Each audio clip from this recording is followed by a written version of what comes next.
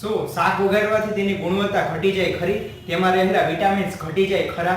કયા શાક સાથે કયું શાક ખાવું જોઈએ, અથવા તો કયા શાક સાથે કયું શાક મિક્સ કરવું જોઈએ, કયું શાક દિવસે ખાવું જોઈએ, કયું શાક રાત્રે ખાવું જોઈએ, અને ભાજી ક્યારે ખાવી જોઈએ, અથવા તો ભાજીને વઘારતી વખતે, ભાજીમાં વઘાર આપતી વખતે શું સાવધાની રાખવી જોઈએ, તો તેના વિશે આપણા ઋષિમુનિઓ અને આપણા શાસ્ત્રોમાં ઘણું બધું લખેલું છે. અને પ્રત્યેક ગૃહિણીઓને અને આપણા પ્રત્યેક દાદીને આ વાતથી પરિચિત હતા. પરંતુ વર્તમાન કાળમાં પ્રત્યેક ગૃહિણીઓને, પ્રત્યેક રસોડાની રાણીઓ આ વાતથી કદાચ અજાણ હશે. તો આપણે તેના વિશે જાણીએ, અને પાક્કું તેની પાછળ નક્કી કોઈ વૈજ્ઞાનિક તથ્યો તો છે જ.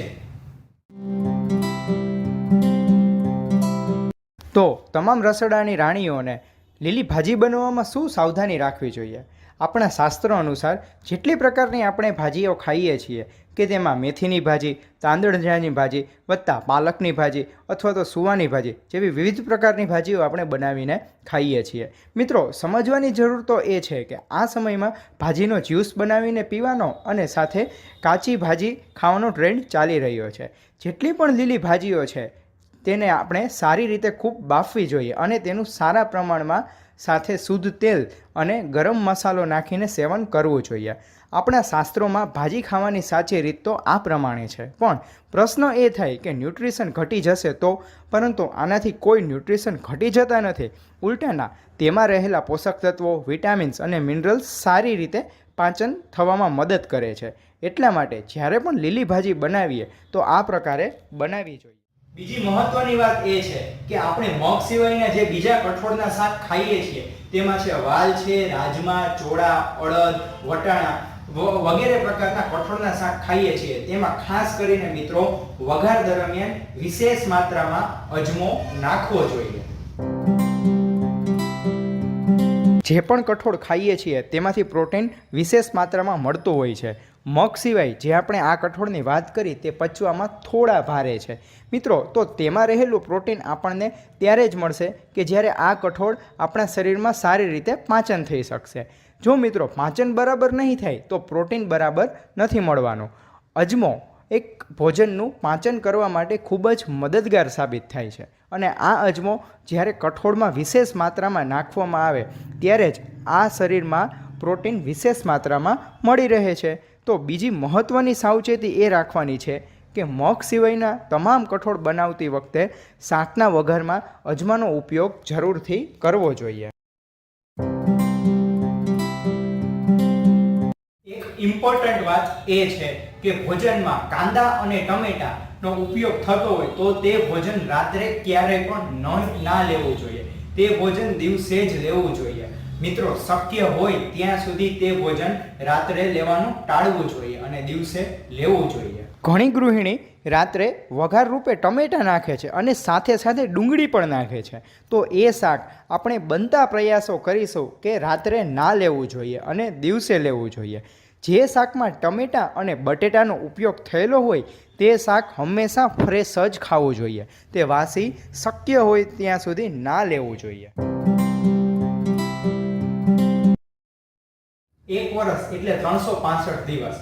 365 દિવસોમાંથી મોટા ભાગના દિવસોમાં આપણે બટેટાનું સેવન કરતા જ હોઈએ છીએ, બટેટાનું શાક ખાતા હોઈએ છીએ.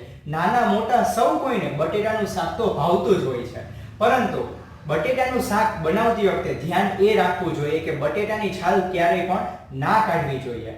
વર્તમાન સમયમાં બટેટાની છાલ કાઢીને તેનું શાક બનાવવામાં આવે છે અને તે મોટા ભાગે તે પ્રકારે બટેટાની છાલમાં વધુ પ્રમાણમાં ફાઇબર રહેલા હોય છે. તો તે ફાઇબરના કારણે બટેટાનું પાચન સરળતાથી થઈ જાય છે.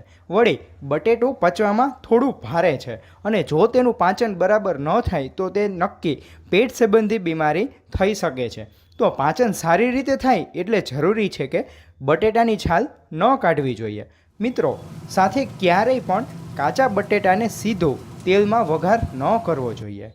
તેનાથી શરીરની અંદર ખરાબ કોલેસ્ટ્રોલ જમા થઈ જાય છે અને તેના હિસાબે હૃદય રોગનું પ્રમાણ પણ વધી જતું હોય છે. તો બટેટાને સારી રીતે બાફી નાખવું જોઈએ અને પછી જ તેનો વઘાર કરવો જોઈએ. બીજી એક વસ્તુ એ છે કે બટેટાનું શાક જ્યારે પણ બનાવો તો તે રાત્રે બનાવવું ન જોઈએ અને દિવસે જ બનાવવું જોઈએ. બટેટાનું સારી રીતે પાચન થઈ શકે એટલે તે રાત્રે નહીં ખાવું જોઈએ, પરંતુ બપોરે જ ભોજન લેવું જોઈએ.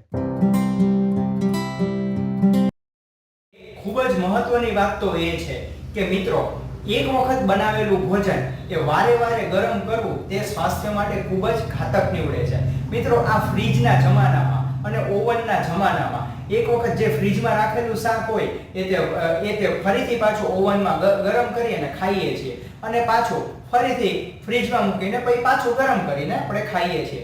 પરંતુ તે ના કરવું જોઈએ. બપોરનું શાક સાંજે ખાવું અથવા તો સાંજનું શાક બીજા દિવસે બપોરે ખાવું, અને તે પણ વારે વારે ગરમ કરીને આપણે ખાતા હોઈએ તે આપણા સ્વાસ્થ્ય માટે ખૂબ જ ઘાતક નીવડે છે. સંશોધન પ્રમાણે એકવાર બનેલા ભોજનને વારે વારે ગરમ કરીને ખાવાથી શરીરમાં ખરાબ કોલેસ્ટ્રોલ બને છે. સાથે મિત્રો, આધુનિક સમયમાં હૃદયરોગના કેસ વધવા માંડ્યા છે. નાની ઉંમરે હાર્ટ એટેકનું પ્રમાણ પણ વધવા લાગ્યું છે. તો પૂરો પ્રયત્ન કરીએ કે એકવાર બની ગયેલા ભોજનને વારે વારે ગરમ કરીને ન ખાવું જોઈએ. ગુવાર, ભીંડો, ચોળા, વાલ, વટાણા અને મૂળા અને સાથે બીજા અન્ય કઠોળ કે જેના શાક રાત્રે ન બનાવતા દિવસે બનાવવા યોગ્ય છે, તેમનું સેવન રાત્રે ન કરવું અને દિવસે સેવન કરવું આપણા સ્વાસ્થ્ય માટે ખૂબ જ ફાયદાકારક છે. જો આ બધા શાક રાત્રે લઈશું તો તેના કારણે પેટ સંબંધી સમસ્યાઓ જેવી કે કબજિયાત, ક્યારેક ખાટા ખાટા ઓડકાર આવવા, એસિડિટી, આવી અનેક સમસ્યાઓ ઊભી થાય છે. સાથે મિત્રો, રાત્રે શાક બનાવવા હોય તો તે આસાનીથી પાચન થઈ જાય તેવા હોવા જોઈએ, જેવા કે ગલકા છે, દૂધી છે, સરગવો, કારેલા, તુરિયા વગેરે. આ બધા શાક પચવામાં સાવ હળવા હોય છે.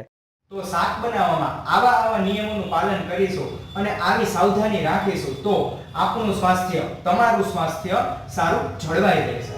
સૌનો આભાર.